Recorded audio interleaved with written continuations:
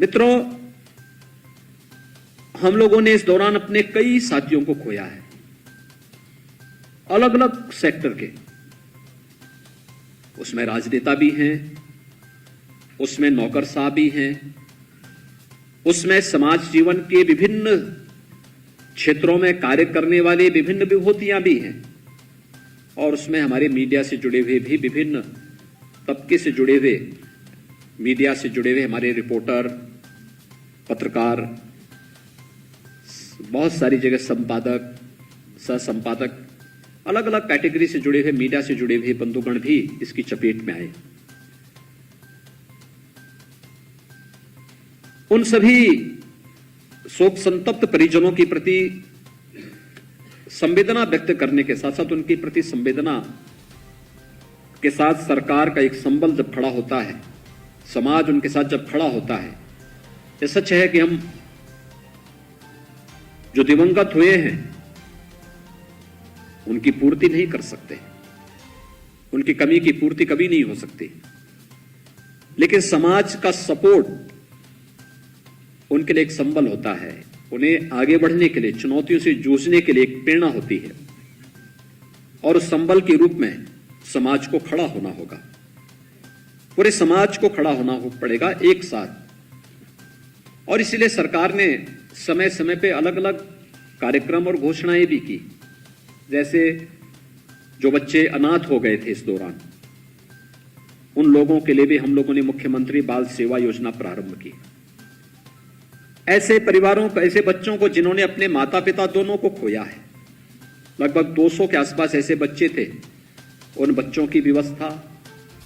उनके लिए स्कॉलरशिप की व्यवस्था, उनकी पढ़ाई की व्यवस्था, जिन बच्चों ने अपने किसी एक लीगल गार्जियन को खोया है कोरोना के दौरान भी,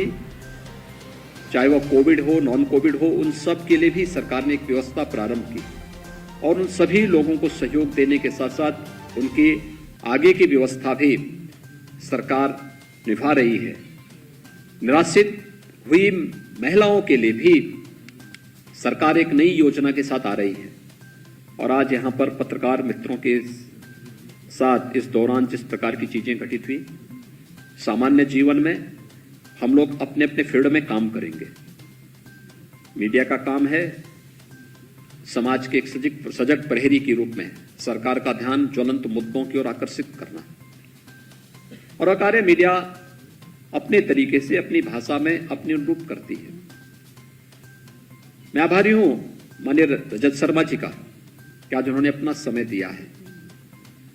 और मीडिया से जुड़ी हुई उन समस्याओं के बारे में निरंतर उनका सहयोग सरकार को प्राप्त होता है, उनके सुझाव प्राप्त होते रहते हैं कि सरकार को इन सभी संस्थाओं के प्रति किस तरीके से समन्वय स्थापित करते हुए, बिना किसी एक दूसरे की सीमाओं का अतिक्रमण करते हुए, अगर हम संवाद के माध्यम से इन समस्याओं के प्रति समाधान का रास्ता निकाल सकेंगे, तो वास्तव में उसका लाभ समाज के एक अंतिम व्यक्ति पर बैठे हुए व्यक्ति को ही प्राप्त होने वाला है, जो एक बहुत तन्मयता के साथ देखता है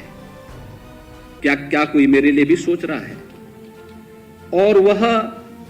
मीडिया भी उसी मीडिया का भी लक्ष्य वही है। हम अपने अपने अलग अलग पक्ष में जब कार्य करते हैं, तो कहीं न कहीं समाज, कहीं न कहीं राष्ट्र हमारे इस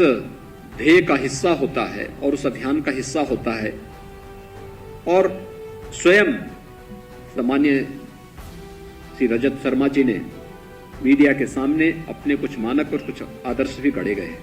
हैं। वैक्सीनेशन के बाद जब इस बात की चर्चा हो रही थी कि हम लोगों ने अनाथ बच्चों के बारे में कार्यक्रम संपन्न किए हैं, हम लोगों ने सरकारी कर्मचारियों के बारे में अपनी पॉलिसी को आगे बढ़ाया है, हम लोगों ने अलग अलग तबके के लिए अपने कार्यक्रम को आगे बढ़ाया है, मीडिया के लिए क्या हुआ? तो मेरे सामने वही चर्चा, मैंने कहा भी हम मीडिया से संवाद बनाएंगे, पता नहीं मीडिया का रिस्पांस क्या होता है। एक, क्या इसके बारे में हम लोग चर्चा करें? तब मेरे सामने नाम आया, मैंने कहा भी हम लोग सम्मानीय श्री रजत शर्मा जी से संवाद बनाएंगे, उनसे एक बार पूछेंगे क्या इसमें हो सकता है। उन्होंने कहा देखिए ये संकट का समय है और इस समय हमें खड़ा होना चाहिए, बिना किसी भेदभाव के, बिना किसी दुराग्रह के, बिना किसी अन्य मतभेदों से ऊपर उठ करके। यह समय खड़ा होने का है और फिर समय तय हुआ। आज उन्होंने अपना समय दिया यहां पर, आज वे यहां पर उपस्थित, व्यक्तिगत रूप से उपस्थित हुए हैं। मैं इसके लिए हृदय से उनका साधुवाद व्यक्त करता हूं, आभार व्यक्त करता हूं। उन सभी परिवारजनों के प्रति अपनी संवेदना व्यक्त करता हूं जिन्होंने अपने परिवार के सदस्यों को खोया है, और मैं उनको इस बात के लिए आश्वस्त करता हूं कि सरकार उनके साथ में हमेशा रहेगी।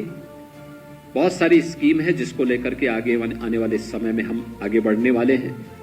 और मुझे विश्वास है कि हम सब मिलकर के इस सदी की सबसे बड़ी महामारी के खिलाफ देश की इस लड़ाई को मजबूती से आगे बढ़ाने में